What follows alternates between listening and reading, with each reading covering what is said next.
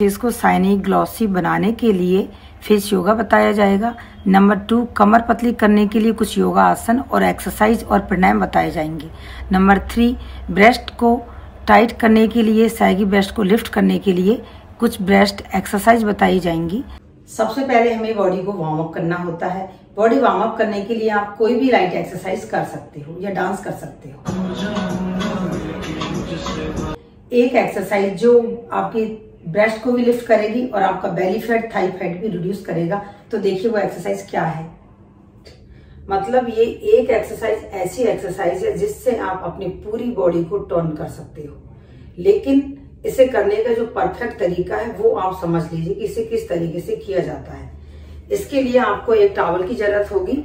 इतना बड़ा एक टॉवल लीजिए और देखिए इसे करते कैसे हैं। ठीक, आपको थोड़ा इस तरीके से खड़े होना है। ठीक, और अपने पैरों को अपने शोल्डर से ज्यादा खोल लीजिए। टॉवल को इस तरीके से पकड़िए। ठीक, सांस भरिए और अपने हाथों को पीछे की ओर लेकर जाना है।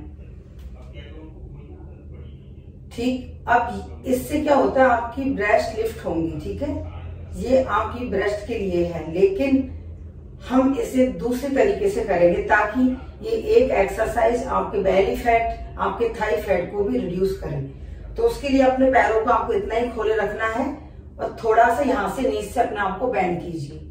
ठीक, टॉवल सामने लेके आइए, हाथ में पकड़ के इस तरीके से, और सांस भरते हुए पीछे की ओर जाना है।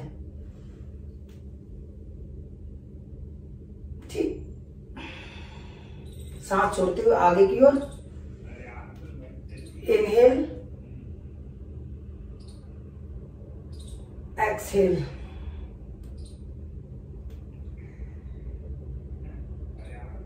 Exhale, inhale, exhale.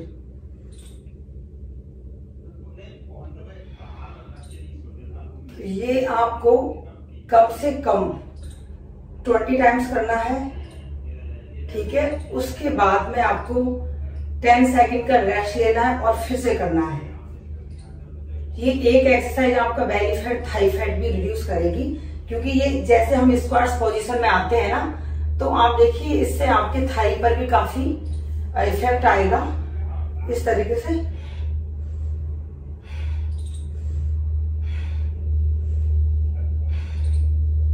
जितना आप नीचे की ओर जाओगे ना, उतना ही ये ज्यादा इफेक्टिव होगी आपके थाई फैट और बेली फैट के लिए।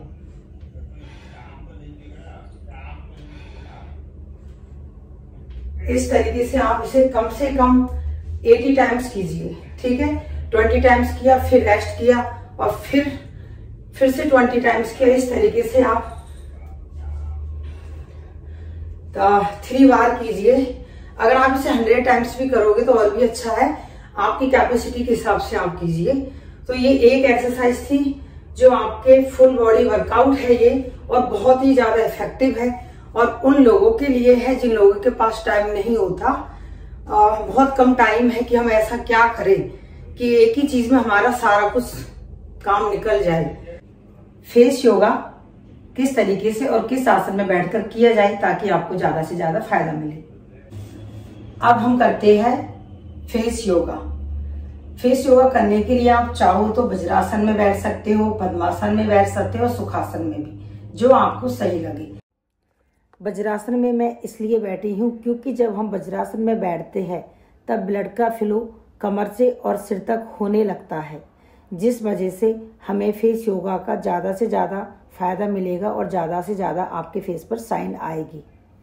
इसके लिए बहुत सिंपल सा है, आपको कुछ नहीं करना है। अपने दोनों हाथों को इस तरीके से आगे लेके आना है, इस तरीके से कीजिए और अपनी ठोड़ी के ऊपर यहाँ पे लगाइए। ठीक है, इस तरीके से आपको सांस भरना है। सांस भरिए,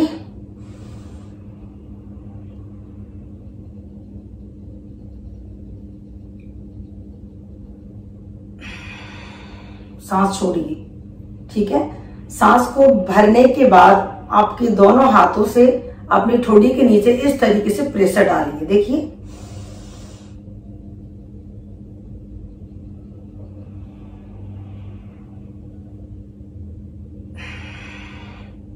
रिलीज।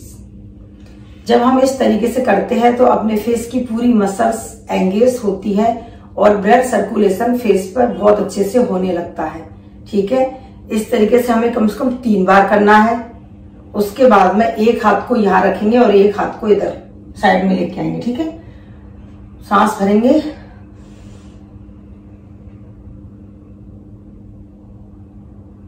जोर से इस तरीके से प्रेस करना है और इस वक्त आपके दांत पूरे बंद होंगे, दांतों की जैसे बिच्ची बनती है ना वैसे ही। ठीक है, सांस भरा,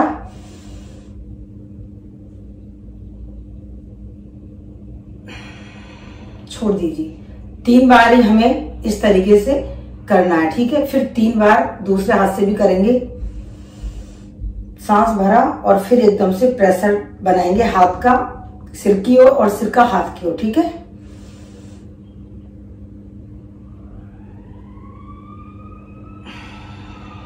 रिलीज कर देंगे। फिर से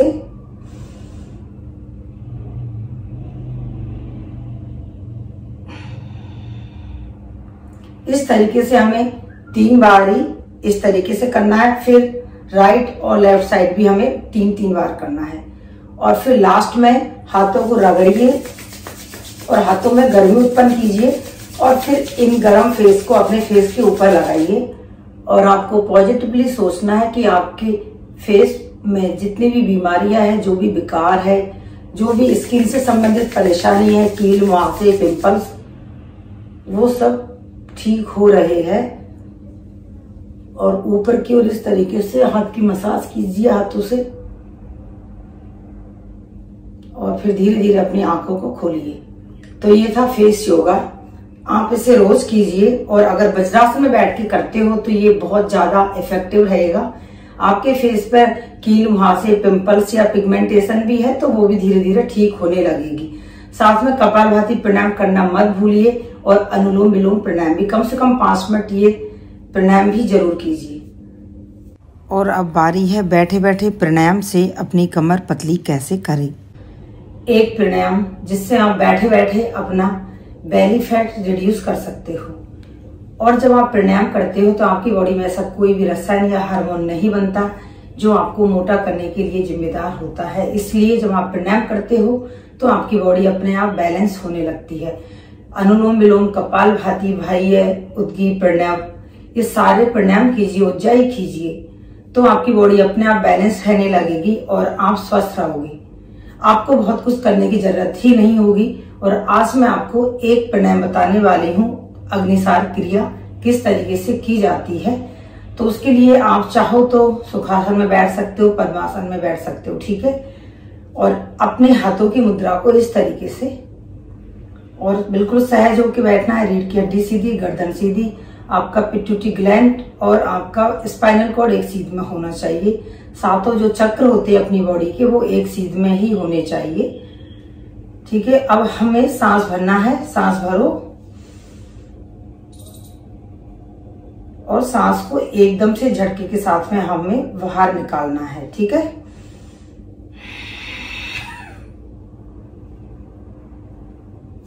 मूल बंद लगाया, पेट को अंदर कीजिए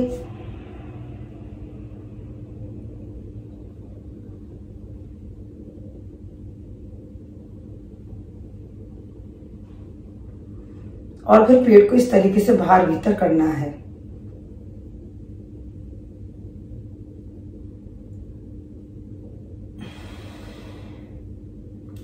फिर वाहिनी नासिका से सांस को बाहर निकाल दीजिए। फिर से करेंगे, सांस भरा,